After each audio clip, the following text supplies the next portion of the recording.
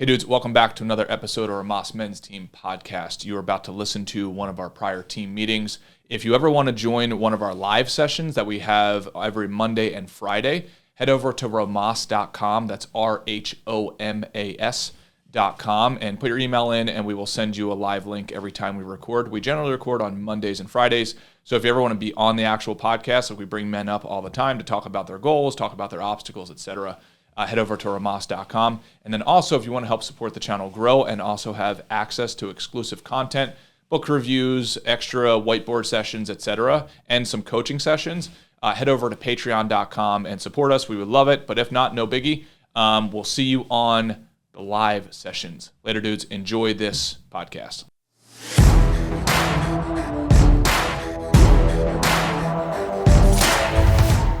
Technology cannot stop us, dude. That's exactly right. What's up, brother? Chill, man. What you up to? Today's a big day. Just got done. We're like trying to launch a whole bunch of marketing stuff in the office here and trying to get an automated way of bringing in business and executing business. It's pretty cool. It's kind of surreal for me to get to the next level of business operations and sales and marketing, et cetera, because it's always one of those things you jump in and, you know, almost what I want to say every day is like, do you think anybody knows that I don't know what I'm doing? You know, and it's just very interesting process because you don't know what you're doing. Like you've never been there before. So you're just trying to take your best guess of moving forward and then doing as many things as possible. And then understanding ahead of time that only 20% of them are going to work, which is really fascinating. Yeah, I can see that. I mean, first to bring everyone up to speed, this is the Rhomas men's. Everyone, what is this? This is a Rhomas men's team. So this is strictly a level up. So this is basically we start on Monday, we call our shots. Here's what we're going to do this week. We meet up Friday, and then we kind of come to grips with the fact if we did what we were supposed to do, or if we fucked off and bullshitted around. So that's what it is. Sorry, I had to clear the confusion. Oh, yeah. And Delco Jim is back. What is up, yeah. Delco Jim? Seeing you. I'd love to get him on today if that's possible. Oh, for sure. That's funny. Nick Jagger is saying that he's putting together sales automations while he watches, which this is what this is about, dude. Oh, nice. It's awesome. 100%, man. So that's what how do we all get to the next level? And I'm going through that right now with the business, and that's what we want everybody on here listening to do. It's like, how are we getting to the next level? And you're never going to know exactly how to do that. And that's why we have this team, is to help each other figure out at least as best as we can to get you guys to that I feel like people get hung up on which level they're on compared to other people at different things. And it's like, it doesn't matter, dude. All you have is it's like you just picture a million little boxes. It doesn't matter which one you're in. The framework for jumping from box to box is pretty much the same as far as I'm concerned. That's a good way, dude. You got a good way of putting words together. That's a great visual. A visual thinker, dude. It's solid. A bunch of a million little boxes and trying to figure out how to jump from box to box. That's great. That's a great one. So how are you, man? Dude, I'm good, man. I'm whatchamacallit? Last week was my sister had coronavirus. So she came up positive for COVID. She's fine. She just, had it's Mara, the youngest one. Wow. So she had it, and dude, so it was a weird week because it was actually happening last Friday, last Friday when we did it. No, this was Saturday. Sorry. It was going on Monday when we did it. So this whole week I got thrown for a loop because it was like going to get tested, doing all this, which I don't have it. Thank God. I got tested twice. Which would have screwed me up because I'm going down after this to do Magoobies, so I have to do shows in Baltimore. 2 weeks from now, I got to do shows in Philly, and I'm going to visit you in California. So that if I had it, it would have just completely wiped out my October, and would have sucked. But yeah, oddly enough, everyone in the house that was living with her, it was like my mom, my dad, my brother, his daughter, my sister's over there every day, the kids. My brother lives right up above them. None of them got it. Really? They were all, dude, my other sister drank off of her straw. Oh. Nothing. And she's good. Tested. I mean, it's awesome, thank God. But yeah, dude, it's like, it's pretty crazy. So wow, yeah, coronavirus was just, it turned my whole week into this, now it was my wife went back into kind of survival mode. She was in the beginning of the virus. She was like, we can't do anything. We got to lock it down. And I finally got her out of that. And then, dude, one little setback, and Jesus motherfucking Christ, bro, the whole thing fell apart. It was just like, we can't do this, we can't do that, you can't do that. Da, da, da, da, da. So, you know, I was weathering that storm. But I still, despite all that, I checked off a lot of stuff off, you know, what I said I was going to do. So I was pretty pleased with that. Yeah. Wow, man. That's crazy. I guess it kind of makes it more real.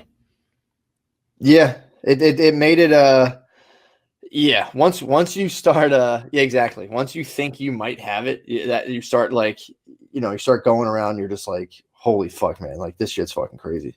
Yeah. Oh yeah, man. So okay. So what were the updates for the week? How'd the week go for you, brother? So I said I was going to do, the one thing I had to do just personally was do like the little bachelor party thread. Didn't do that. I slacked on that. So that sucks.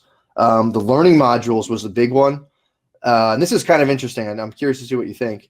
So I was like, I want to get done another, like there was like the learning modules 1.1 through 1.4, 2.1 through 2.5. I was going to do the 3.1 onwards.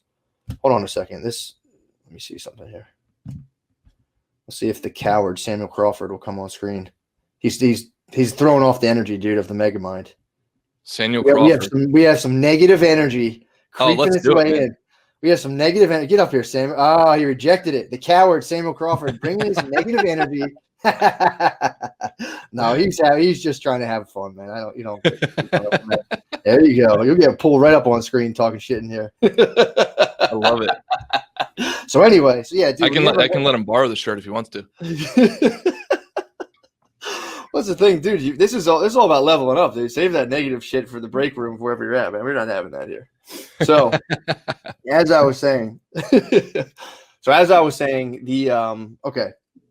So I was trying to do the learning modules, and I came across some reading material that I had, and I was kind of like, you know, like I already have this whole thing made, but it's basically better information. So I paused 3.0, and I just been doing research instead of crafting the learning module. So I'm happy about that, because I could have just been like, I got to get these done. So they'll be better for that. So they're being worked on. They're just not where I thought I'd have them done. My personal website, still haven't done that. I did write 4 chapters of the book that I got back. Did my 4 workouts, ran 2 miles, and I didn't clean my basement. So I'm like 50-50. It was a good week, considering the derailment, plus the fact that it was a week that I had to do a show, which always kind of throws me off. I get like real kind of skitsy towards the end of the week. So yeah, so I was pretty pumped about that. What percentage of your weekly goals do you feel satisfied if you hit? You feel like it's successful? It all depends on I'm trying to think. It all depends on which ones they were. And this is something I was interested too, because it's like when you are on a time crunch for the week, you know, I like my attention was dispersed between like putting out this little fire that was coming up through our house and causing all these problems. Jackson was, you know, my dog was shitting in the basement again, which is just really dampens the mood when I work down here. Sound like it dampens the mood a little I bit. work down here, so it's just like my whole basement smells like dog shit for 8 hours. It sucks, dude. I'm down here like retching, just like I spray like this lime scented stuff, so then you just get like lime turds, and it's just like ugh. So you don't really, for me, it's like I was pleased this week, because first of all, on a week like this, without having to like come back and be like, this is what I did this week, I would have not done all the workouts. I would have done no work. I would have been like, dude, it's busy. I got a show this week. I'm dealing with a lot of stuff. Nope. I still made sure I got those done. I still ran the 2 miles, would put me at 20 for the month. So I finished that off. You're crushing the miles, man. Even though I was at 20, but I set the thing on my phone wrong twice, and I didn't record like three miles. So really I was at 23, but I had to have the app reflected. So yeah, I think I hit the ones. The only thing that so sorry, to answer your question, it doesn't matter which percentage. It's like, what are there's like core ones. That is the learning modules are the things I have to get done. The writing is something I have to get done, and the workouts. And I hit all of those, so I'm happy. You know, it's like if everything's going wrong, can I still do the thing, like the core things that I got to do? And it was like, yeah, I did it. So yep, keeping your fundamentals down. Yep. I think I've heard them described as anchor habits. Those are incredibly important, especially just all of our fundamentals. And I'm still working on our scorecard. I got done iteration 1 of it. But that's the whole idea. Having a scorecard we can all go off of that maintains a level of foundation for everyone, so you maintain that even keel, that equilibrium that helps you move forward. I completely agree with that. 100%. Yeah, man. And that kind of goes to my deeper issue, which is like that I have, and I tend to have a lot of like, I guess I would say anxiety or just like a bad feeling about what do I do with my day? Because it's like, I've wrestled my time out of the grasp of, I don't know, like call them corporate overlords, bosses, however, that was a big struggle for me when I was younger. It was like, I don't want to have a boss. My goal in life was to not have to wake up to an alarm clock, and which I got to. And it's funny because now I'm like, I need to wake up to an alarm clock so I have to like put myself on a more consistent schedule. But right, but on your own terms. Exactly. Major difference there. Yeah, it is. And that was kind of, and this is something too for people who are like, I hate my job, I want to work for myself. It's like, you better be disciplined, because it's like, if you work for yourself, and it's so easy to bullshit around, especially like my wife's home. She's like, let's kind of relax. Let's do this. You have like a very strong pull to kind of just like, not do stuff, which is, it's good. I'm glad she keeps me grounded. So like, I don't just sit down here all day and like ignore everybody. So like, it is good, but it does have to be balanced. So it's like, this has definitely helped me kind of structure my day, and without a written down thing, with like some form of external, I wouldn't even say authority, but just like some accountability is all I really needed. And, so that helped big time. I'm sorry. I don't know if I completely answered the question, but that was the thing. Yeah, no, I mean, yeah, the initial question was just, what percentage of your goals for the week are you satisfied with yourself if you hit them? So what percentage? Because I know for me, it's like, I'm not even kidding, 5%. Really? Oh, absolutely. Absolutely. Because if you make the goals big enough, then knocking down one or two of them, you're way better off if you did not knock down any of them. That's true, dude. Like I said, I don't aim for that, but I'm satisfied with that. No, that's true. Because if I wasn't doing this, I certainly wouldn't have ran that last 2 miles, because I had done, both of my first 2 workouts for some reason on that little app were lower body. So my legs were sore as fuck already. And already I could go, my legs are sore, I'd better rest. If it's just me up to my own devices. But again, when you have that kind of like group thing, it's funny how much that can push you. And it's like, dude, 4 workouts, ran 2 miles, and then, wrote 4 chapters of the book that I hadn't written 4 chapters in months. So I was pretty happy about that. Yeah, I'm looking forward to the book coming out, man. Yeah. And the thing that I wanted to acknowledge you for, or have other people acknowledge you for, is the amount of things that you produce, the amount of value they create for people around you, and for for your family, et cetera, like writing a book, doing stand-up comedy, doing blogs, doing all of these things, and now creating learning modules in the psychology world. But you do it in a way that is not bragging at all and not boastful even a tiny bit, but just shows you how much a human can get done if you just apply that energy accordingly and correctly. So awesome job, man. I appreciate that. And the thing I was thinking about something all week, and that was that you say applying that energy. I've been really thinking about my own energy source. Yep. In terms of like your, just like your internal energy, like what are you kind of running on? Typically it's like, what emotion is that tied to? And I used to run on, yesterday, I do run on, typically I found out like it kind of like anxious, I'd better get this done energy. And I've been trying to switch that into more of a kind of like, what can I do for people energy that, yep. Like, so that's like, and not just like, Francis of Assisi here, but it's like, how can I make sure that the things I'm doing are generally valuable for other people? And like, how can I do that to the best of my own inherent abilities? And that's where like, your conceptualized self comes in, where it's like, and for me personally, it was like, I always just wanted to write, like I wanted to write books. I wanted to do this other stuff. And even with that, like I can get hung up on like, am I writing enough? Am I doing this? Am I doing that? But like, if I do the psych null and people are like, hey, this is helpful. And people are like, hey, I like your podcast a lot. It's like, I've been trying to gear myself more towards what I do that's personally useful than what I personally want to do the most, which is kind of different for me, but I kind of like it.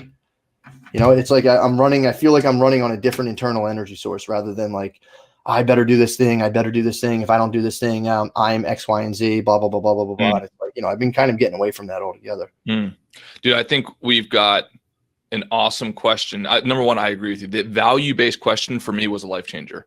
How can I create more value for others and also for myself? I think the Venn diagram right there is really important, because I think if you are purely focused on creating value for other people at the expense of your own happiness, I think that leads to a sense of being a martyr. And I don't think that story plays out that well. Yeah. But finding that Venn diagram for you, I think is where it's at. At least that's where it was for me. But we do have an awesome question. I think it was from Nick, and Nick. I don't know if I'm going to pronounce his last name. Is it Jaeger or Jaeger? I assume it's Jaeger. Says, Wes and Matt, how do you feel about how do you deal with anger, more or less not letting the bullshit things frustrate and derail your energy during the day? I don't know if he wants to come on. It'd be cool, but we can answer that question.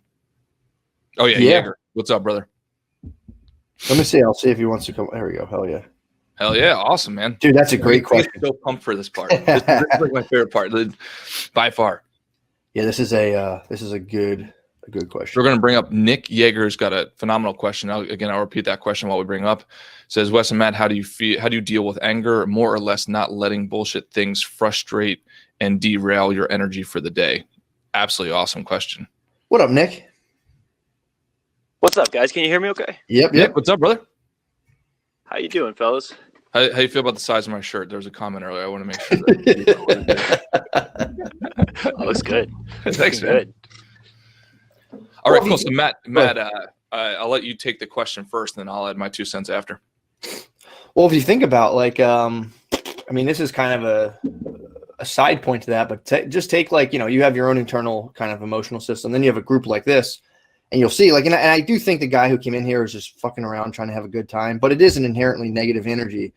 And you can see how disruptive that is to just a group of people. So when that's just within yourself, which it's in all of us, it derails me. That's I swear to God, that's my number one struggle.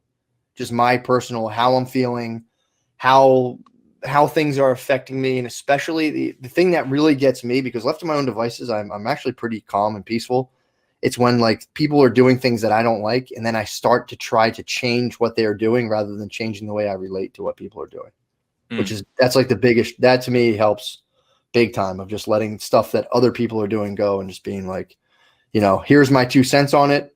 Take it if you want it. And, I'm going to go do my thing. Yeah. Do you mind if I add something in there too, Nick? Yeah. So, and Nick's got the whole thing. He's got the headphones on and everything. I don't even have headphones. Man, I was doing some work stuff before this, and I just was sitting up here in I have a workstation upstairs. So nice, man. I gotta work on the headphone game. So it's a phenomenal question. So I think Jordan Peterson talks about basically one of the sources of anger is, for humans, you have just naturally, whether or not you're a goal setter or not, but humans, our brains automatically set something and say, okay, we want to reach this objective, even if it's going to the refrigerator. If there's an obstacle in the way between you and that objective, then your brain automatically experiences some sort of negative emotion, frustration, anger, etc. I have found that the majority of things that I deal with in terms of feeling like I'm going to start to be angry about something, basically we're all living in an abstract world now. There's very few things that are physical. At least for me, I'm going throughout the day trying to build the company and so on. So I experience this abstract, it's oh, well, I'm not going to hit my goal, but that's kind of up to interpretation. So I found there's kind of 2 checkmate moves mentally, because eventually you can kind of logic yourself up. It's well, what Matt said a few episodes ago was very quickly your brain can say, well, I'm not going to reach this objective, therefore I'm going to die, just because you relate it to whether I'm going to be kicked out of the social hierarchy, or I'm not going to hit this deadline, and my partner's not going to be happy with me. Or if you work for somebody, it's my boss is not happy with me, I'm going to get fired, I'm not going to be able to feed my family, I'm going to die, or whatever version of that. But I have actually found that there's, similar to jujitsu, right? There's certain moves, there's responses, or any sport, there's responses to these patterns. And I have found the 2 checkmate responses for me are, number one, if I feel myself getting emotionally pulled in one direction that's negative, and let's call it, that manifestation is anger. I found the checkmate move, number one, is it's all upside. And I mean that quite literally. So for instance, we live in America. The probability of being born in America is 4%. We've already hit the jackpot, and that's just being born in America today. But if you take it over multiple time horizons and you say, well, what's the probability of being born in America in this generation, where we arguably have the most opportunity by far, right? It's an exponential curve, right? The amount of opportunity that we have to even hop on this meeting is insane. Right. So in my opinion, it's literally all upside. Right now, there's about 250,000 to 300,000 people being connected to the electrical grid on a daily basis. That's wild. Number one, it's wild because of the progress that the world is making. right? 300,000 people a day now, for the first time ever, being able to have lights in their homes, or just being connected to some sort of electricity. But the other side of it is like, wow, that's amazing. But the other side is like, wow, that's amazing because all of us on this call, I'm assuming, have never had to deal with that. We've always had the basic things like electricity, air conditioning, a sufficient amount of calories. There's a great book on this called Rational Optimism that really puts it in perspective. We are so immersed here in America in luxury, and that's even the poorest of us have so much luxury and so much opportunity and so much, I would say, so much advantage just by being here, that I try to remind myself of that. And that perspective, I think 9 times out of 10 really helps. Like that's a checkmate move in my head of saying it's all upside. That's a major checkmate. Absolutely. So I'll let you go ahead. I want to hear from you, but. No, I appreciate all of that. It's both of you are coming from 2 different kind of stems, it seems like, as well. It sounds like you're kind of creating your own positive energy. You're finding appreciation, you're finding gratitude, you're letting that outweigh things. I find most of my derailments come from the dumbest shit. It's like I got 2 dogs now. My fiance talked me into getting a puppy, so now I'm rollerblading this thing around every day. And like a garbage truck comes by and he won't walk anymore. He's just done. He lays down in the middle of the road. And 2 seconds ago, I'm like, wouldn't it be nice? And I'm just enjoying myself. And then the fucking dog lays down in the middle of the road, and I'm just done for the next 2 minutes. Oh yeah. Wait, so you're on blades too? Dude, that's stressful as fuck. Dude, first of all, stop rollerblading a puppy, dude. There's your number 1. Yeah, that is. I respect that, man. That rule. No, I'm saying that rules as an activity, but Jesus Christ, would that be stressful as fuck, dude? I would kill my dogs if I was rollerblading. The way they pull me and do their bullshit, I would fucking freak. I got a big lab pit bull in one hand, and then I got a little really fast puppy in the other hand, and I'm not the best on blades either, so I'm blading around, and dude, the roads are it's a fucking wild place out there, so it's sensory overload. And nuts. I think that's the summary of most of my life. It just feels like sensory overload, and I think that's where I let those frustrations kind of that's where I let that win.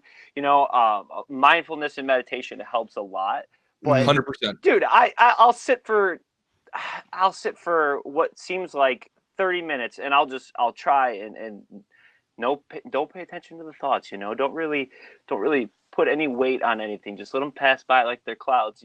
And I wind up down the fucking craziest path, and I'm playing out conversations in my head. I'm thinking about situations in the future that are never going to happen, and completely what the dialogues are going to be. And that kind of shit, I can't ever seem to get out of that frustrating cycle of just never-ending thought processes that are pretty much invaluable, or not valuable, rather. Yeah. So, oh, yeah. I don't know. I don't want to ramble on, but no, please. I like that. And first of all, when you're rollerblading a puppy, you got to be careful because you might get tackled and someone might blow you on the spot. It's happened. It's the hottest shit twice already. It's the hottest shit a guy can do is rollerblade with a puppy. Oh, so a woman might Goldberg you, hold you down and blow you. So be careful of that. Dude, I'm gonna get a pair of those shorts and I'm gonna head out there next time and see what happens.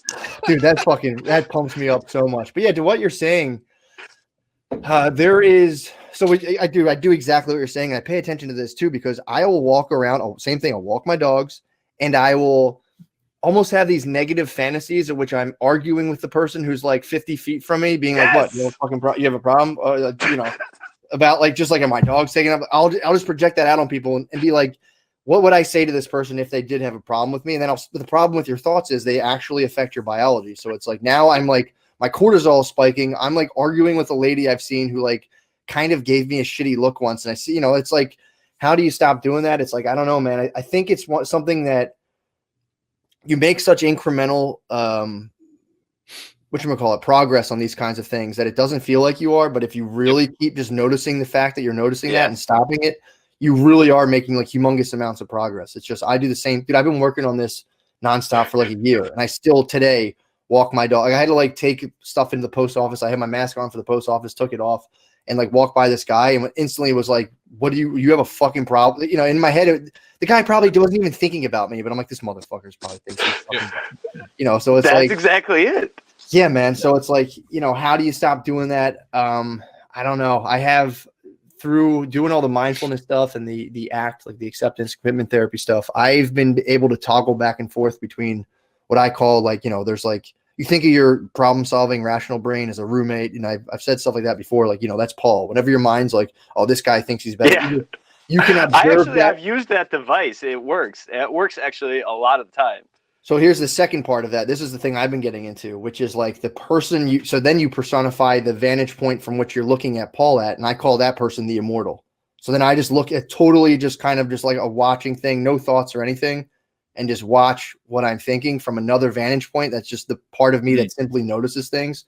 And you start to kind of inhabit that and like be able to turn that on. And it's pretty cool. I use it at nighttime when I can't fall asleep. I forget. I just completely check out of the struggle. I accept the fact that I'm like, yeah, I don't feel that tired, but I'll just lay there and just completely, and it takes a lot of practice, but it's like the fact that I can now just kind of toggle that off when I need to and just be like, and it helps too. Like I'm just looking, because I'm like a toddler. So I'm like, I'm looking out of the eyes of the immortal now. And it's like, I switch back and forth and it's pretty cool. So something to mess around with. Absolutely. I think you hit it on the head too a little bit ago when you were saying, you got to stop trying to want to control other people's actions and like what the hell they're doing, what they got going on, and more focus on just like, I heard once you should just draw a circle like around your feet as close as you can, like around your body, and whatever's inside that circle is the only shit you can control. Don't worry about anything outside of that circle. So I try and remember that. But like, so here's an example. I have my neighbors, this really cool old dude I'm buddies with, and his grandkids have been coming over all summer. And his daughter will come over and she like parks her car horizontally like in front of their driveway, and then the kids ride big wheels up and down the driveway so they don't like ride out into the street and shit. And about like the 7th day in a row that they started doing this, I like just started getting mad about this for no fucking reason. Like, it's fucking awesome. These little kids have awesome big wheels. Like, they're just chilling. They're having a great summer. And I'm just sitting over here like, it's fucking day 7 of this shit. These are going to just be out here having these big wheels. Like, it's the dumbest thing to derail. No, man, I get it. Go ahead, Wes. No, I totally, a couple things. Number one, there's a great book called, what is it called? Buddha's Brain. I think it's called Buddha's Brain. And then another book called The Untethered Soul. But two things that are reminding me that are applicable to this situation is, number one, Buddha's Brain talks about, and somebody in the comments said, non-judgmental awareness. And I really like that. That was, I can't exactly see that right now, but he talked about darts and basically not building pain off of your pain, if that makes sense. So because you are angry, you're now being angry about being angry. Versus if you pair that information with the information that we learned from Untethered Soul, which was let it pass through. One of the things that happens is we bring a certain emotion into, like, let's just say our center. I know I sound like a weirdo right now, but this is how I visualize it. If you bring it in and then you start to analyze it, right? And then it gets stuck like right there, as opposed to just saying like, yep, I'm angry. Boom, let it go through. So I think a combination of these, I mean, these are all different types of tools that I think work, but not judging yourself so much for being angry. Because dude, even the stuff that I told you, like it's all upside. It's not like when I get angry, I just say it immediately. It takes me, like you said, 2 minutes. That's perfectly reasonable. Perfectly reasonable. It's like, dude, you're frustrated about not being able to accomplish the objective, which is rollerblading your dog down the street in a certain time horizon. Right now, your dog is stopping and it's pissing you off. Okay, great. It's so annoying. Yeah, it's annoing. When they pull your body, you're moving one way and then your body pulls this way, and you're just like, it's the worst kill you if nobody was looking. And I would also throw out there, and this might be completely out of left field, but I do think possibly, I notice that when I get frustrated, it's oftentimes, or a portion of the times, it's because I'm not playing a game large enough to distract me from the minutia. So like the best way to say that's for sure. So that's something to consider, man. It's like, if you're actually out there, like for instance, like Matt's like, writing a book right now, which is phenomenal. So it's like, whatever your book is, whatever that next level up for you is, focus on that stuff. And if you don't have it right now, great. Like go and pick a project that gets you there. So it's like, okay, yeah, dogs piss me off right now, but who gives a shit? Because I'm playing a game that's such a high level right now that this is nothing, right? This is nothing to me. So just a few of those things to throw out there for you, bud. Well, the other thing too, real quick, is in terms of like measuring your progress with this, it's not so much about like, I try to stop these thoughts, I can't stop them, or I'm trying to accept them, but like I don't feel better once I do it. It's like, you can even forget that, but just like as long as you can start to be aware that you're thinking that, so that you don't do some sort of action that ends up like, not work. It just ends up working against you, you know, where it's like, you know, if you can For keep sure. yourself from yanking the leash. I've literally yanked my dog and like flipped him over one time, which was pretty embarrassing in front of a bunch of people. So as long as you can keep yourself from doing stuff like that, you know, so that's where it really kind of pays off. Like, you know, you still might feel like, I don't feel that good. I don't feel this, but you're aware of how you feel and you're way less likely to act out of that unconsciously and just do something that you're just like, God damn it, why did I do that? You know? Right. Yeah. And one final thing for sure. this, another tool, again, these are all different tools. Like you can pick and choose whatever tools you want to use. And we're just telling you the tools that help us. One major thing that's helped me before, it's called a pattern interrupt. They teach it in some course. I think it's called like NLP or something like that. But they literally say like interrupting your pattern is something as simple as whatever you're feeling right now, do something that is relatively extreme to scramble your thoughts. So for instance, like if you get super pissed, like about your dog stopping when you're out walking it, do something crazy, like scream as loud as you can, or like slap yourself in the face, something to interrupt that momentum. And I have found that, and oftentimes it does have to be a little weird, because then you're telling you're now distracting your mind from anger with something silly, and then you end up laughing, and then you can come out of that laughter pretty easily. So yeah, don't go, Jim. I'm gonna jerk off while rollerblading my 2 dogs. Dude. Pattern interrupt, man. That's exactly right. Whatever you got to do. Nick, that was awesome, man. Appreciate Nick, it. thank you, brother. Really appreciate Thank you, it, boys. Yeah. Thank Well, you, the brother. one thing too I saw, I think it was the Voguester, was talking about just that the mindset of questing.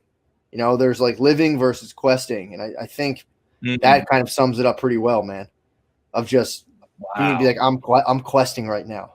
That's like I'm on Frodo, Lord of the Rings style. I like that, dude. And that's some stuff I can get it down with, because you know, if I can, you know, if I can convince myself I'm on a quest of some sort, and I think having a kid helped me a lot with that now, because I used to just like, I would make money and be like, I have more money than I did before, and you know, it's like, okay, cool. But now I'm like, oh, I need this stuff. You know, like this stuff's going to really, really, really come in handy. You know, so kind of to me, you know, as weird as this sounds, gives like just the making of money. Because I always was like, you know, I obviously I like money. I hate not having it, because it sucks not having it. It fucking blows when you like want to do stuff and you're like, oh, I can literally not do anything because I don't have any money right now. That feeling sucks, but it's like, you know, once you get enough to where you get comfortable, then you're like, what am I even doing here? I'm just like, you know, I feel like I'm playing Mario and just picking all the coins out. It just feels like, yeah.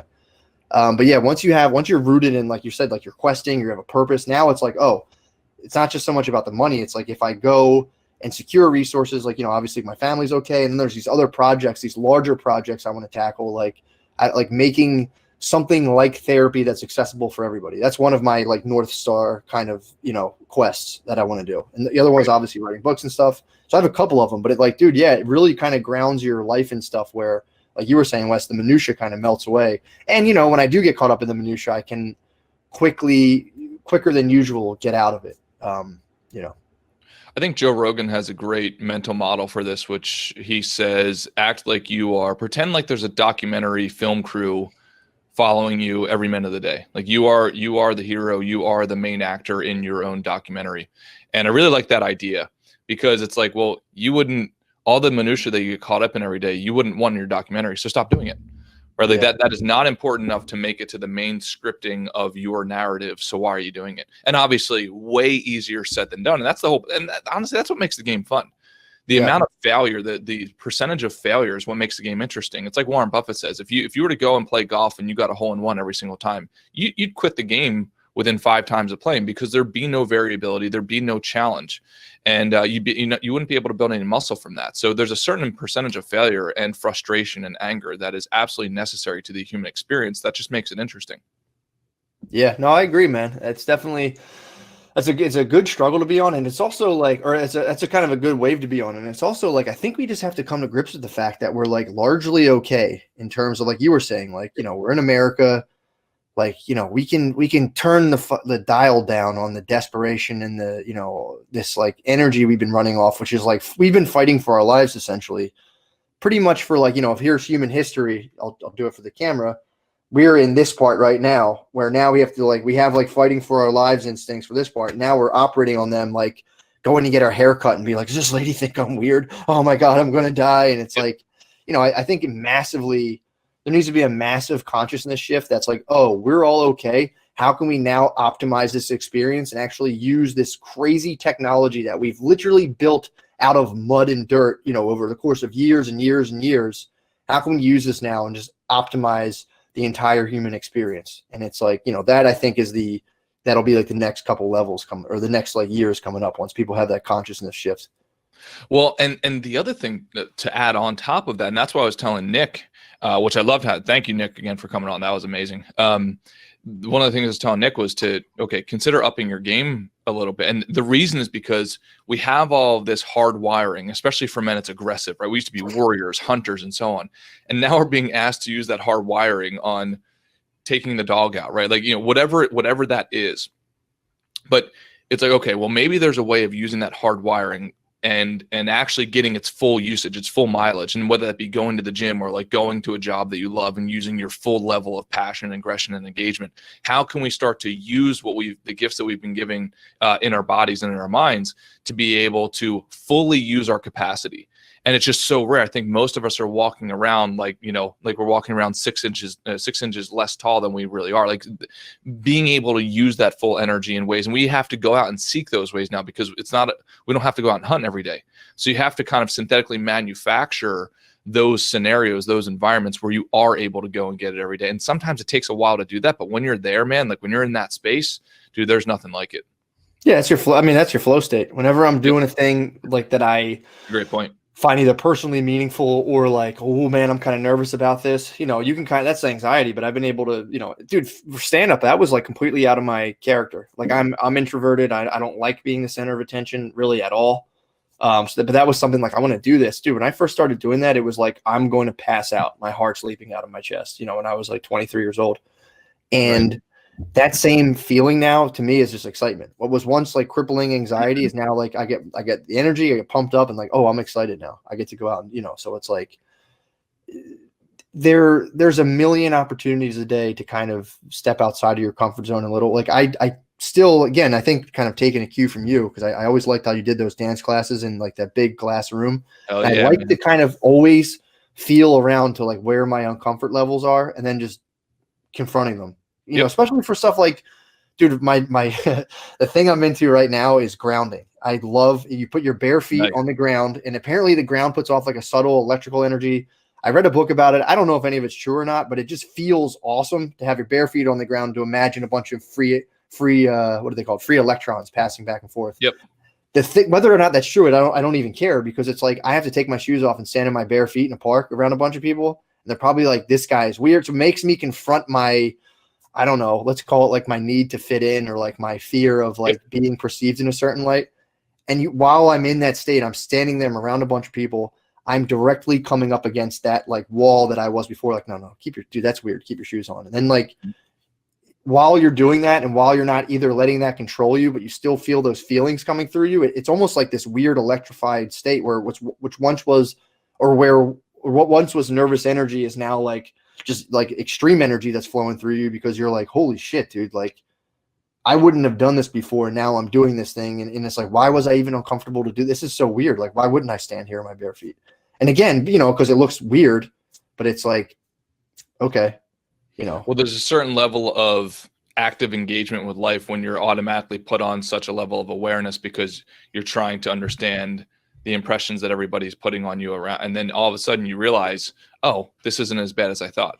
And dude, I've never experienced where you're saying like the dancing in the bubble, and we can go into that story another time, but all of these things, whether it be doing push-ups in the airport or doing whatever it is, walking around with your bare feet in the park, or when people are around you, all of those expose you. You're practicing voluntary exposure therapy, I think, and you would know more about that than I would, but you're practicing that, and your understanding is like, wow, this monster is nowhere near, it's not even a monster, right? Nothing's biting me, nothing's hurting me. And that guy over there wasn't even really looking at me. He's looking over my shoulder at his girlfriend walking towards him, something like that. So yeah, it's very interesting.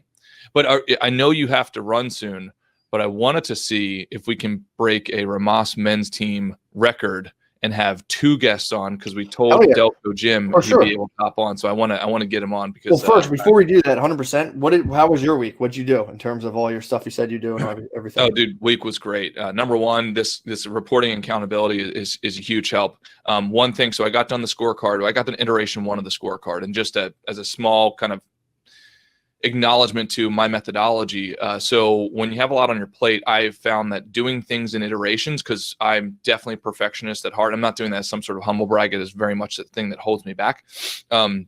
What is iterations?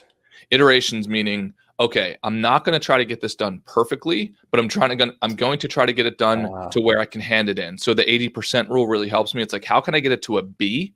And I hate Bs. Like, that is like, I want to get to an A+ every single time, but I have to tell my mind, it's like, okay, how can I get this to a level, right? To give myself a deadline. And if I have it at a B, then it goes out, it's done, right? That's iteration 1. And then if I still have time, then I can do iteration 2 or iteration 3 to get it perfect. But I always try to get to a B level first. So I got the scorecard done, iteration 1. I hope to have iteration 2 done by next week. Move the cases along. So I told you in the beginning of the week, I've got 2 very large cases that I'm working on right now in our investment management business. And I just had a mental block because coming from a neighborhood where, poor neighborhood, et cetera, I always still experience these mental blocks where it's like, oh, this person that I'm helping now, this family that I'm working with is worth millions and millions and millions of dollars. And the transaction we're doing is millions and millions of dollars. And I don't say that to sound weird or to sound like I'm pounding my chest. I'm saying that because I've been doing this now for, I think, like 17 years, like working in finance. And then I've been doing this particular position in the last 10 years. But every single time, the next level up, I still get a certain level of anxiety. I still get a certain level of like, oh, well, am I worthy? And all of these things. So all of those come up, and that weighs down on me, and it produces a certain amount of friction. But our conversations are really helping me saying, nope, just like get it done. Because at the end of the week, Matt's going to ask me, or we're going to be sitting here in front of all these guys saying, so it really, really helps. I missed 2 workouts. No, I missed 1 workout, which was last night. And that was an active decision because I had worked super late, and then I was like, okay, well, I'm either going to work out or I'm going to spend time with my girlfriend. So I had to choose my proper priorities there. So, and really it's my fault because I should have gotten the workout done prior. I should have got done in the morning, but I didn't. So, so that was a failure, but it will help me for next week's success. And then the diets have been great. If you've noticed, so Matt and I are in a weight loss competition. Eventually we should open up to everybody at the weight loss competition. It'd be awesome. So I'm trying to show the people in the weight loss competition that I basically have like a barbell approach to my diet. It's like super extreme healthy, right? Like it's just a ton of vegetables. And then I can afford to eat some cookies and chocolates at the end of the night. So I want to show people it does not have to be, right, this like I just eat chicken and rice. It's like, no, if you eat super healthy, you save up your calories, then you have an extra 600, 500 calories at the end of the night that you can have some cookies, you can have some chocolate, you can have all those things that you want. You just can't have them in excess if you want to lose weight. So the week was phenomenal, man. And then honestly, the biggest thing that I'm super grateful for is you and this podcast and being able to go live. Like that was super pumped on Monday, man, when you pulled that off and talking to as a Deadeye Davey and now talking to Nick and then talking to soon to be Delco Jim. Like that to me is what this is about. As this is going to sound crazy, corny and silly, but the way I think about it in my head, and I know this, I'll probably get a lot of heat for this, but I've always had this vision of being a man that helps men, right? So supporting men and advancing mankind, as silly as that sounds, like that, it's what it is for me. It's like if I can help another guy go and become a better husband or go and become a better version of himself or go and become a better employee or business owner or whatever that is, I just, for some reason, like in my head that expands, like this is this exponential expansion. Like if now Nick goes back and he doesn't get as frustrated with his dog, and then and for some reason that makes him a better, husband, or I don't know if he's married or a better boyfriend to his girlfriend, or a better worker or whatever, and he earns more money, that has this exponential effect. So I'm just like super blessed and honored to be able to do this with you and help as many guys as we possibly can. Yeah, and I think there's something to that too, where it almost becomes like if you read books from like 100 years ago, people will talk about like the destiny of mankind and helping mold mankind's future. And now we've been like, I'm always curious where we got into this kind of like hip, nihilistic, sarcastic thing of like, Yeah, okay, dude. Like, you know what I mean? Like, where did that Right, come right, from? right. I think it was I think it's personally, I think it's from lack of struggle. Like, you know, if you were like Mm, freezing to death, if your grandfather's family all froze to death in a house and you're like, yeah, they died that way. It's like, you're like, we need to figure this shit out. We need, you know, but now we kind of have everything. So it's like, oh yeah, whatever. But yeah, I agree. And I think that that kind of thinking can really, let's say, laser focus your attention because you have like a larger overarching vision rather than, again, just you dawdling around in your own room being like, what's the point of this? It's like, right. dude, there's so much fucking shit to do, you know? Well, dude, look at the comment. That's super cool. So Deadeye Davey just says he's been crushing veggies and water all week, like that. And we talked to him on Monday. So Davey, again, thank you very much for coming on. But that's the point, right? Like if we can all support each other, and all of a sudden you make this tiny tweak. And just for reference, Deadeye Davey came on Monday and said that unfortunately he had a heart attack the previous Friday and had to get surgery, etc. And it's like, man, if we can all be a team and help each other, just those little tiny tweaks, that's a game changer, man. And then Matt, I got to give you a lot of credit, man, because you've taken the internet and look how many people you're helping, right? You're about to go to a comedy show later tonight that's going to have, you said, at least 100 people, and that's during COVID, right? Yeah. Think about that. Like, so as corny as my mission might sound, right, to help men change mankind, to support men in changing mankind, that might sound super corny, but with the internet, that makes it a very real possibility, like very real possibility. We can reach thousands, tens of thousands, millions of people through this fucking computer. That is insane, man. That's absolutely insane. Yeah, rules. I'm telling you that we're the first It like rules. I 20 love when you years. say that, dude. It rules. God, dude, everything rules to me. Well, also, I mean, I always say this, man. It's like the first 20 years of the internet, like we're just going to be scrawled in the cave paintings of people being like, fuck you fucking bitch, piece of shit, pussy, you're fucking gay, which is funny, whatever. But it's like, you know, that's cool and all. And you can do all that stuff, but it's like we should be using this thing to kind of like connect and, you know, just move people forward and move ourselves forward and move everything forward. You know, it's like, you know, again, and if you need any more convincing, it's like it's so we're so kind of, we have everything at our disposal. Technology is awesome. And then, you know, I'm not getting political, but then you just watch the debates and it's like, here's this totally pointless thing that's supposed to be steering all of, you know, the direction of our nation. And, you know, it's like something needs to change. So, you know, that's, you know, I'll say about that because I don't want to devolve this into political stuff. Also with Deadeye Davey, and we talked last week, and I think Wes, you mentioned this, but it's like, you know, and I do want to take your temperature on this because I know you're pretty. Oh shit! What did I do? Uh-oh. Can you still hear me? I'm the star of the show right now, brother. What the hell did I do? I don't know. I know what I did. This is what I was talking about last week, where if I tap this thing, I become unplugged. While you were getting that, I've got somebody saying, Wes, do you New York style salsa? So great question. So I just as a side note, so we're getting comments over here on the right hand side, and somebody asked, do I New York style salsa? So I actually don't New York style salsa because I believe New York style salsa, they start on 2, dance on 2. I dance on 1. And I learned out here starting in Philadelphia. I forget the name of the instructor. Oh man, I'll have to remember for you. But now I studied from an instructor out here in California. His name is Pepe. He's phenomenal. He was on like Dancing with the Stars, like during the intermissions, etc. Was just phenomenal guy. Matt is back. So sorry I had to answer that salsa question real quick. Well, dude, I'm on the opposite side now. This is very uncomfortable. Hell yeah, I'm the guest. Okay, so we're talking to Deadeye Davey, and Deadeye Davey, the thing that came up was, you know, he works the night shift. Night shift has been found to be horrible for your sleep. I think they even said too, not to bug you out, but it was like the time zone, or what is it? The daylight savings time. How when you lose an hour, heart attacks increase. I think it's by like 20% the day after. Crazy. I think it's like 20-30%. Yeah, when you gain an hour, heart attacks go down, like, you know, in mass on that day after. And again, Davey, I'm not saying this to bug you out, but the question was, is it possible, if you want to, again, I don't want to ever put stuff on people or, you know, be like, you have to do this, but is it possible for you in your head? Like, would you want to ever get off of the night shift? And like, you know, first, that's the first question. And if not, forget it. But if you ever did, or you think maybe it would increase the quality of life, health, all that stuff, like that would be cool to follow that if that was something you're up to doing. Again, if not, no problem. Yeah. And Davey, this is what I told you on Monday. It's like, I'll talk to you like you were my brother. Yeah. If you love the job and you love the night shift and there's certain that you just you want to do that, then great, stay with it. But what I would tell my brother is like, hey man, number one, if you have even an inkling that you don't want to do that anymore, of getting out of the night shift work and getting out of the casino, whatever that is, just know that you can. And as simple as a message as that sounds, I know that I've been in, and I'm still in spaces where it's like, can I get to the next level? Can I achieve that? Like I have certain, mentors that I look up to, and it's like, oh, they're making millions a year. Like, am I able to do that? And my mind initially is like, no, who are you to do that? You come from X, Y, and Z, like all that stuff.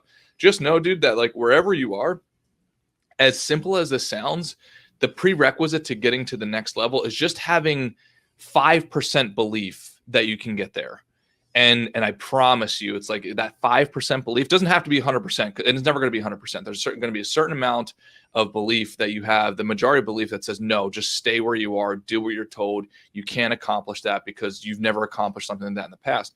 Well, I can definitely tell you for sure that every time that I've reached kind of a next level, and I think I'll speak for Matt as well, I think he would say the same. Everybody who's gotten to the next level, and Dave, you can even look at yourself and say, okay, even where I've got today, I probably didn't think I'd be able to get here, years ago.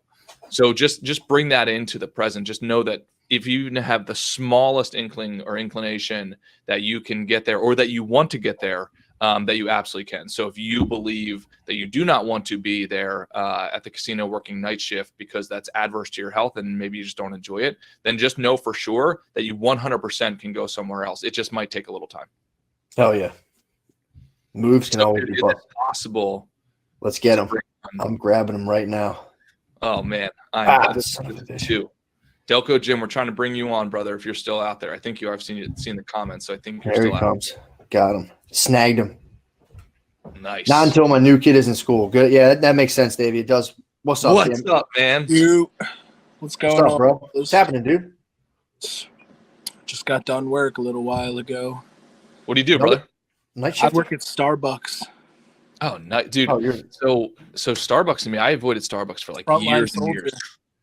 I avoided it for years just because their own vernacular, like they have a whole different language you have to speak. So I always got like a little bit of anxiety. Right. Oh, we kicked him off. No, he's there he is. But my girlfriend recently kind of made me go, and I'm very happy I did. I don't drink coffee. I think that's the major thing. So I drink tea, they do tend to tell who's the Howard Schultz, the founder of Starbucks. Tell Howard to stop putting in like 2 enormous tea bags. That's what you guys do, right? You put in like 4 pounds of tea. But I do love it. So what's going on, man? Nothing much. Just trying to hit my goals. My goal this week was to, get a couple interviews for a new job. So I got a few of them. I went to a few of them. I got one job. I don't know if I'm going to accept it, though. It's at a dispensary that's really local, very close to my house. So the eyebrow raise from that. Yeah. So, it seems like a really cool opportunity, but, I don't know if I want to be, that guy, working at the dispensary. I don't even know. It's definitely something else. It's a weird feeling. Well, dude, number one, congrats on the applying. Yeah. The amount of people that I talk to who say they want to change their position, they want to get out of the job, and then they don't take the first step, which I know that's scary, totally scary. It's like the devil you know is better than the devil you don't. But taking the first step of getting out there and applying, as obvious as it sounds, that's the first step. But very few people are actually willing to do it. So congrats on actually doing it, man. Yeah, it's got to be done. I'm just trying to level up. This. I feel like hell yeah, dead end. There's a shitload of benefits, but I don't really take advantage of them. So looking for something else is super important. I don't know. It's turnover is really high. It's just really shitty. So definitely looking for something that's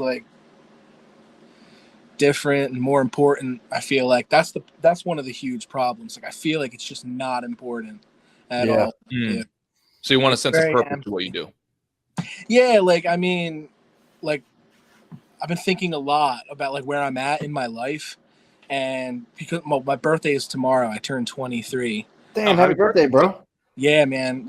When I think about it, I'm not where I wanted to be or where I thought I was going to be, and because I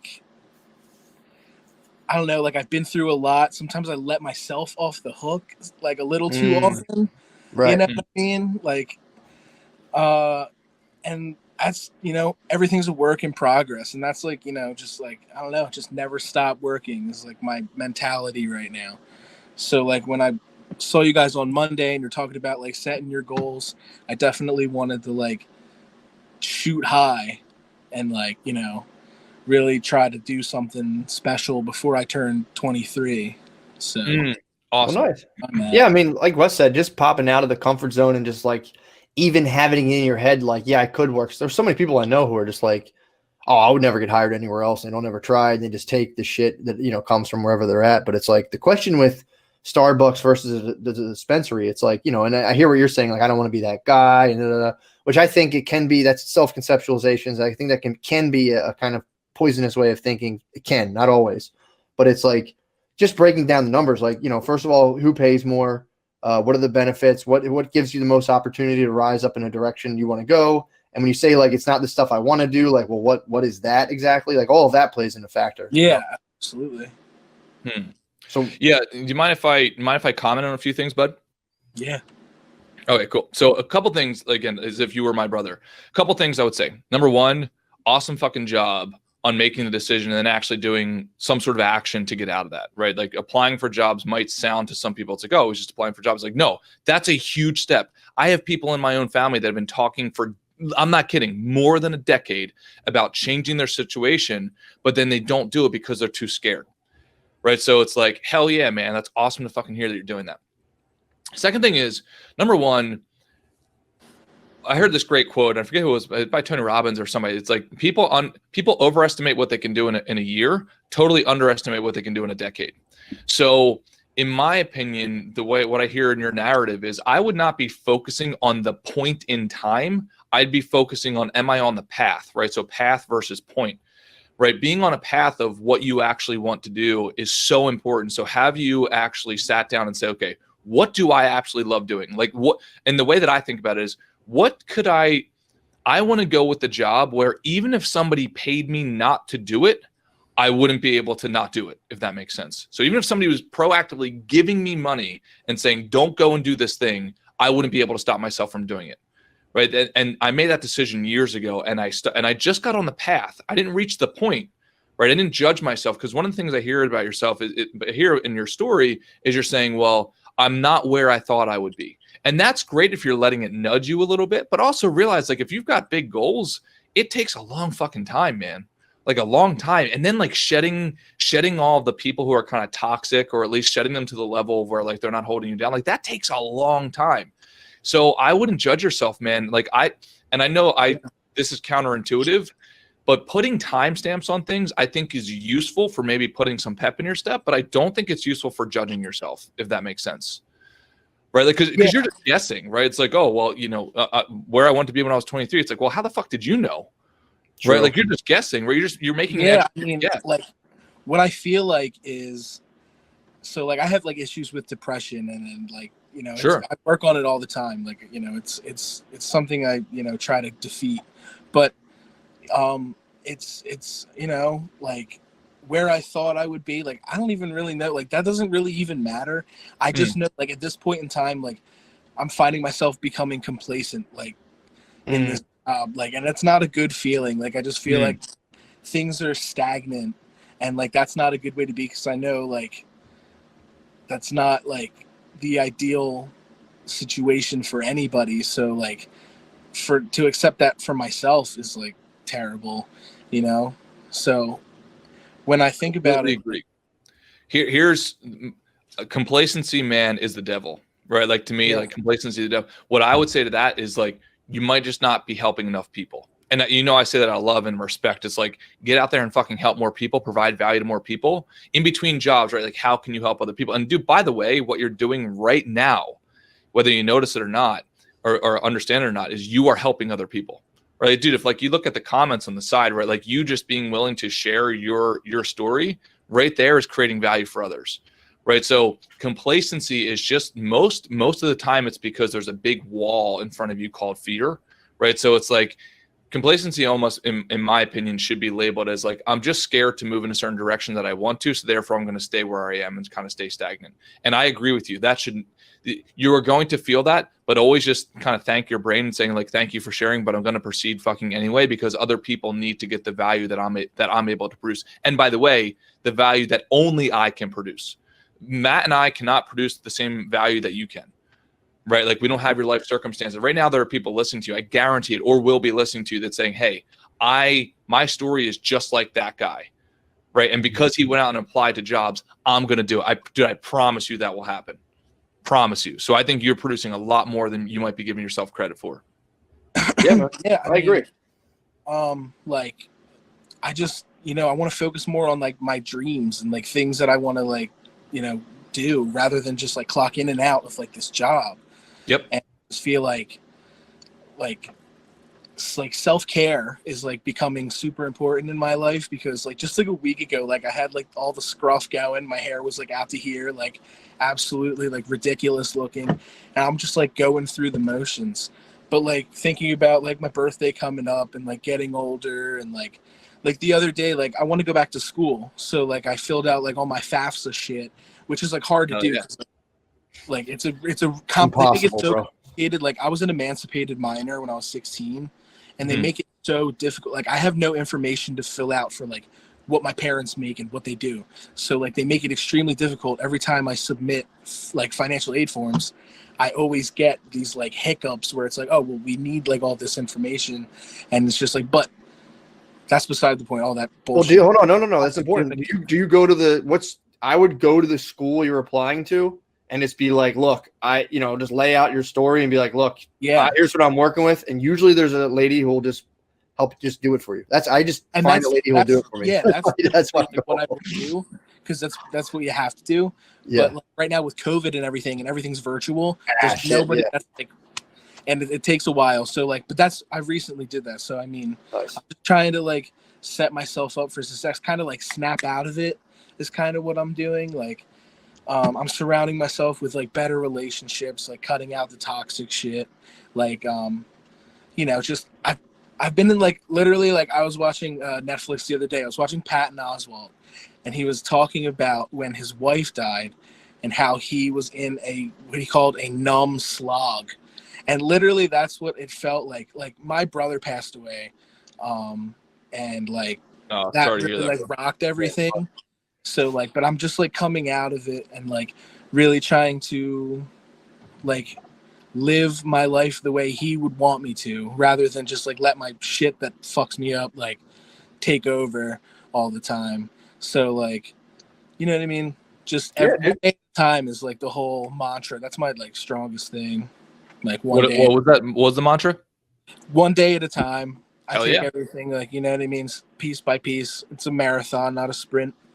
Yep. Well, and dude, one of the things that really stood out to me was you focused on what you could do, right? The simple thing of applying to jobs, but then also you said you shaved your scruff and you cut your hair. That is a perfect example of how to move forward, right? You piece together enough of those little things, all of a sudden, boom, you're a different person, different fucking person, a week from now than you were last week. I promise you. And dude, I admire the fact that you're coming on and saying all this stuff, because it's being super vulnerable. But that's the human experience, man. That for sure. Yeah, I mean, like, I'm an open book. Like I always try to be like somebody that can relate to people. Cause like, people are talking about like, oh, like, how do I not let my anger get the best of me? I feel like I just have this like incredibly long fuse. And it's like, I don't really have blow ups. I don't really get too angry. It's just because like from where I've been and like to where I am now, like, you know what I mean? Like I used to be like homeless and shit. So it's like when people like, like say like people at work bitching about stuff, like I'm just like, yeah, fucking, it could be worse. And yeah, like, so.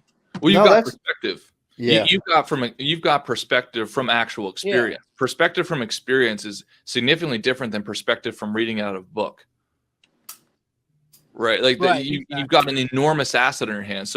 So 5 years from now, right, you'll be incredibly successful in whatever version that means for you. Because at the end of the day, you can compare. It's like, oh, these people at Starbucks are bitching because, you know, their frappa latte, whatever the fuck it is not on point. Yeah. Versus like, I used to sleep in my car, right? Like that perspective, that's very hard, right, to synthetically manufacture. Yeah, I used to work with kids in a high school from Philly, and like a lot of them came from like the shit they tell you is just heart wrenching. It's like, holy fucking shit. And like they're in the middle of dealing, they're 14, 15, so in the middle of dealing with it. And the one thing I should always tell them is like, look, man, this shit, I'm not gonna lie, this sucks. What you're going through fucking sucks. But if you're able to somehow not have this destroy you, you'll be able to appreciate normal shit like other people can't. And that's kind of the gift in dealing with kind of horrendously fucked up stuff, is that like one day you'll be in a house that's just kind of quiet and peaceful. And rather than being like, I'm bored, you'll be like, oh my God, this house is so nice. I don't have people screaming at me. I don't. Part of it, like like you talked about how you fucking like super love grounding techniques. Mm-hmm. That should fucking like, that should help me like get through like school as a kid, like with nothing. Being able to fucking realize like where I'm at and fucking it's gonna get better. Like I come from like crazy trauma. So like when I first moved in with my like aunt and uncle, I used to wake up like getting ready to expect like a crazy like blowout fight. But like with time, those things start to fade. And it's like, you know, everyone, you know, I encourage them to fucking, you know, self-love, because that's all we, you know, got at the end of the day. Like we got to treat ourselves right. Yeah, no, man, I completely agree. And a couple things. And dude, you know, I definitely want to hear back from you if that's cool with you. Like, come on, you know, go and hear the progress, because absolutely, we're here for you 100%. And dude, you're a perfect example of exactly why we're doing this. Like just the fucking progress you've made from last week, right? With cutting your hair, shaving your like, and applying to jobs. That's exactly what it's about. 100% what it's about. And then there's somebody who said it on the comments, Clee, and I agree with him. Clee said, start with the big ideas and then break things down at a manageable level. That's exactly what you're doing. One thing that really helps me, as silly as this sounds, that Matt and I both do this, we create vision boards for our goals. And I'm telling you, man, this is simple, right? It's like literally just get out a computer, put a bunch of goals, you know, a bunch of pictures on your goals that represent your goals, putting on a piece of paper, and then print it out, and then viewing it every day, right? This helps remind me, and to Nick earlier, who came on earlier, this reminds me to keep my game high, right? Like this is what I'm after. I'm not after like bitching at the tea. You know, I have a tea maker, right? Like it boils water. It's like, if that thing breaks or it doesn't boil as fast, like I get pissed. It's like, no, I'm not after that game, right? I'm after this game, right? So if you can, man, you know, a couple things for this week, if it's possible for you.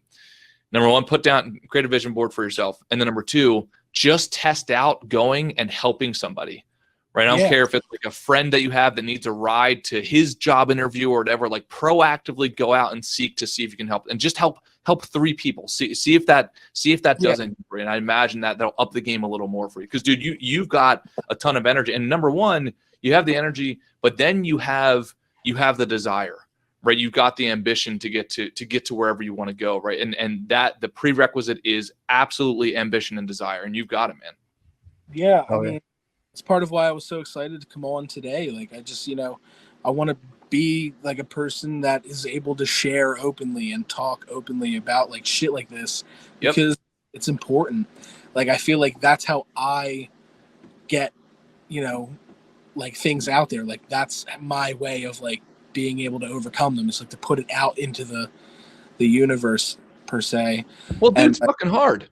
Yeah, I mean, it's hard. You know, it's a vulnerable place. And like, you know, I mean, what I really want to do, I want to be like a stand-up comedian. That's like one of my goals in life. I know a stand-up comedian who you could talk to. I mean, you seem fucked up enough, so I think you can do it. Yeah, I mean, I'm absolutely depraved. Like, you know, like before COVID really like took hold, like I was really trying to make moves on that. Like I went and spent a week and a half out in LA, and I got to do 2 minutes during a fucking like comedy potluck at the Comedy Store. Tony Hinchcliffe let me fucking go up there and fucking like basically like talk to a bunch of fucking like old crazy people that were there.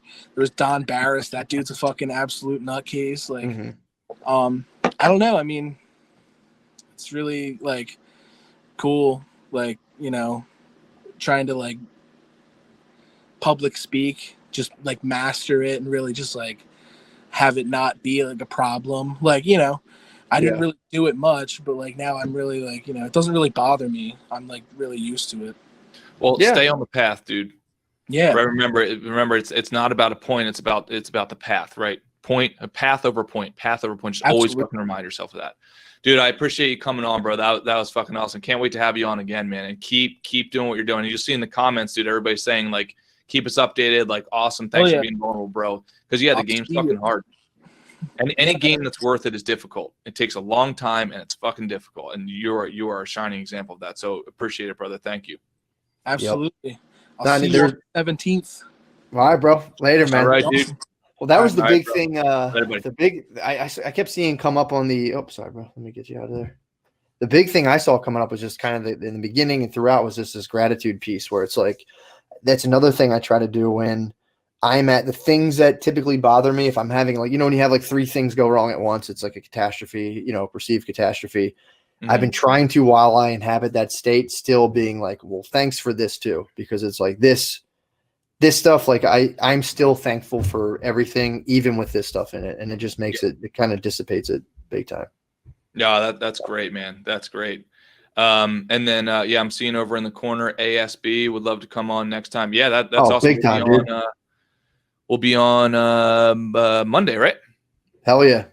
Yep. Monday we'll have some people on, talk some wins, and we'll call our shots. But yeah, dude, this is the best. I love this. Dude, awesome. And thanks for the guys to Nick and Delco Jim that came on. That was amazing. And everybody have a phenomenal weekend. And Matt, thank you for staying on, because I know you said you only had time for an hour and you put in the extra half hour, man. So I really appreciate it. This is perfect. This is it. We're at an hour 10, so good to go. Oh, nice. Cool. Yeah, man. All right, dudes. All right, dude. See you Monday. And I'll see you Monday. And then also you're coming out here next week, dude. I'm so pumped for you to come and visit, man. We'll do Rhomas next week, laptop to laptop, right across from each other. Don't even tease me, man. Don't tease me. But yeah, it'll be fun. I just did one of those eyebrow raises that you did when he said he was working at a dispensary. It was totally, it was a muscle spasm. I went, open the back door and let me in. All right, brother. And thank you to all for listening. We'll see you next time. See you, man. No, I forgot how to end it.